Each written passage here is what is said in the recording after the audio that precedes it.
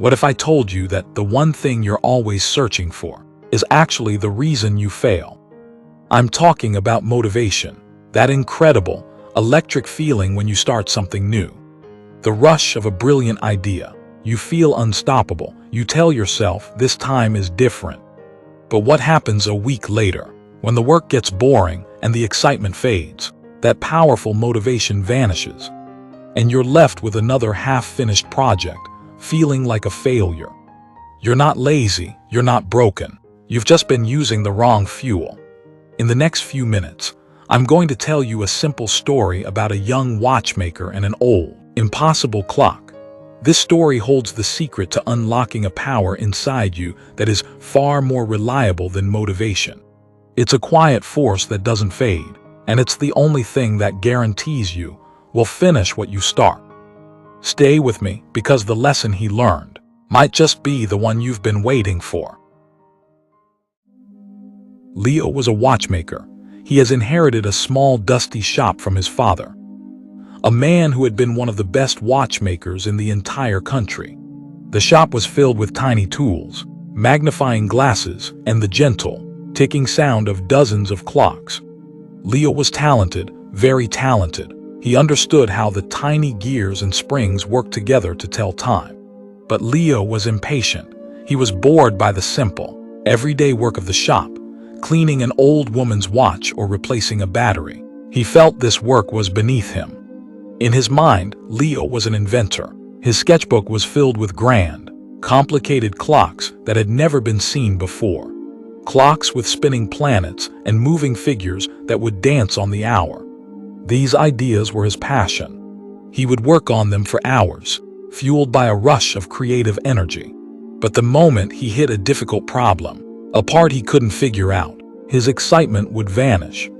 He'd get frustrated and push the project aside, waiting for a new, even more exciting idea to strike him. Because of this, his shop was failing. He was so busy chasing the next brilliant idea that he neglected the real work that paid the bills. A layer of dust settled on the counters, and the loyal customers of his father's day slowly stopped coming. The silence in the shop was growing louder than the ticking of the clocks. One morning, an old, wealthy man entered the shop. He placed a beautiful but silent grandfather clock on the counter. It was a masterpiece made of dark, polished wood and engraved brass. "My father left this to me," the old man said, his voice quiet. "It hasn't ticked in 50 years. I have taken it to a dozen watchmakers, and they all say it is beyond repair.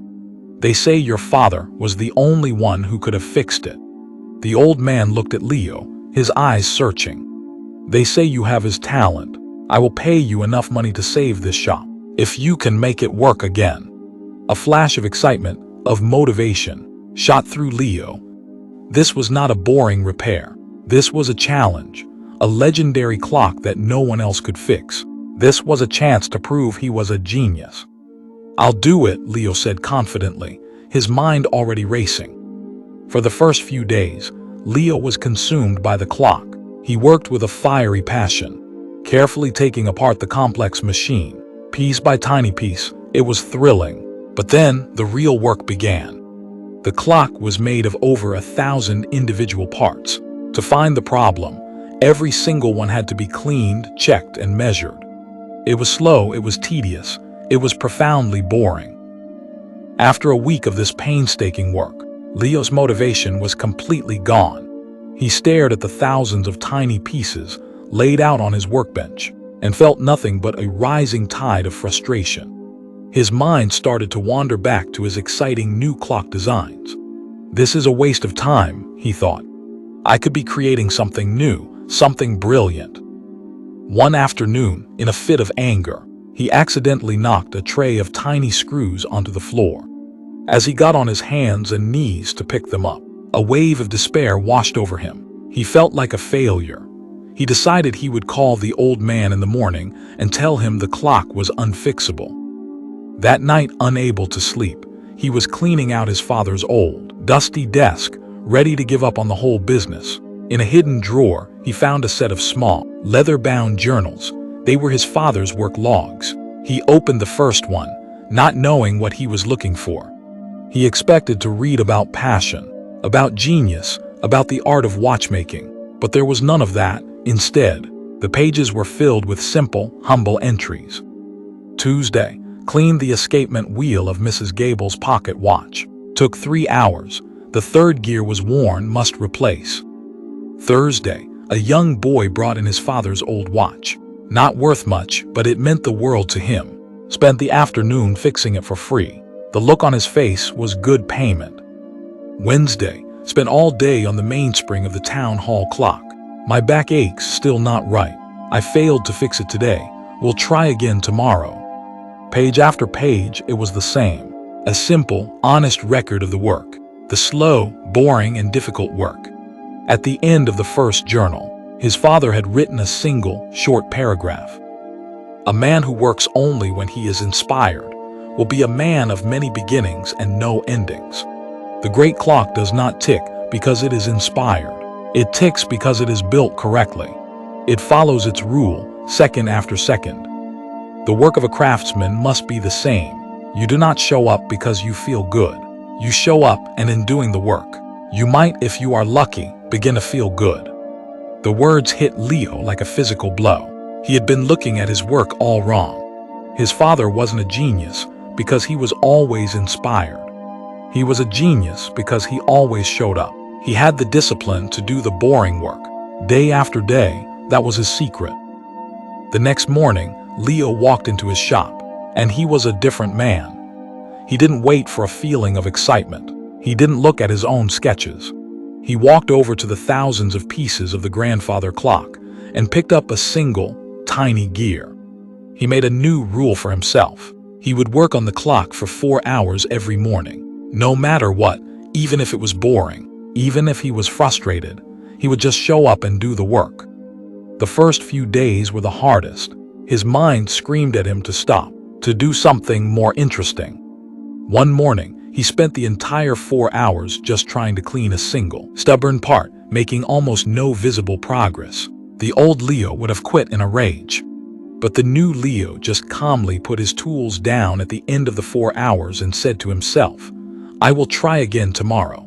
Slowly, a change began to happen. As he worked, he started to find a new kind of satisfaction. A quiet pride not in a brilliant idea, but in a job well done. He began to see the beauty in the small things, the perfect fit of 2 gears, the clean shine of polished brass.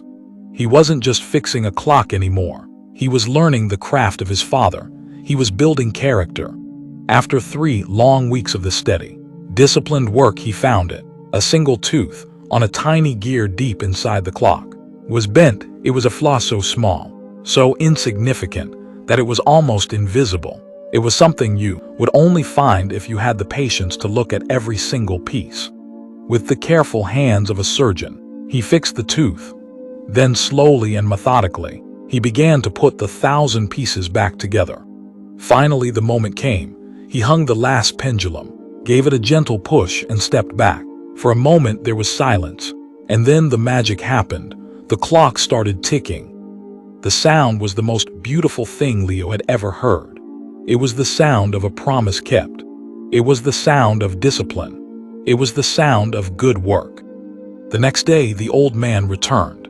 Leo simply pointed to the corner of the shop where the grandfather clock stood, its pendulum swinging in a steady, perfect rhythm. The old man walked over to it, his eyes wide. He closed his eyes, just listening to the sound for a full minute. "My father used to wind this clock every Sunday morning," the old man said softly, a tear rolling down his cheek. "I haven't heard this sound since I was a boy. You haven't just fixed a clock. You have given me back a piece of my life."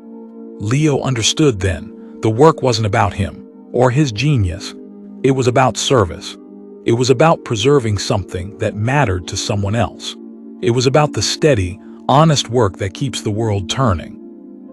What is the lesson we learn here today?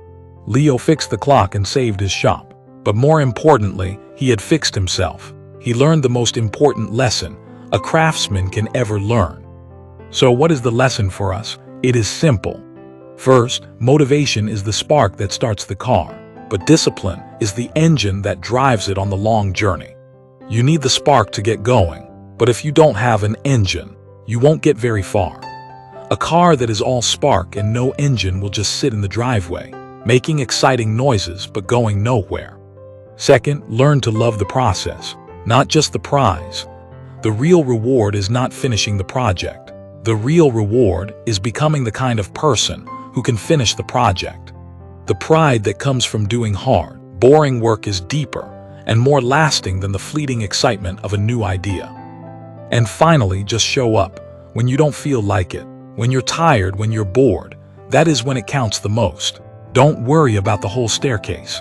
Just focus on taking the next single step. Clean one gear, write one sentence, make one phone call. That is how great things are truly built. Not by lightning, but by the steady, quiet and unstoppable power of showing up, day after day after day. I hope you found value in this story. If you do, please give this video a like, share with your friends and loved ones who need to hear this message. Don't forget to subscribe and turn on notification. We will meet again.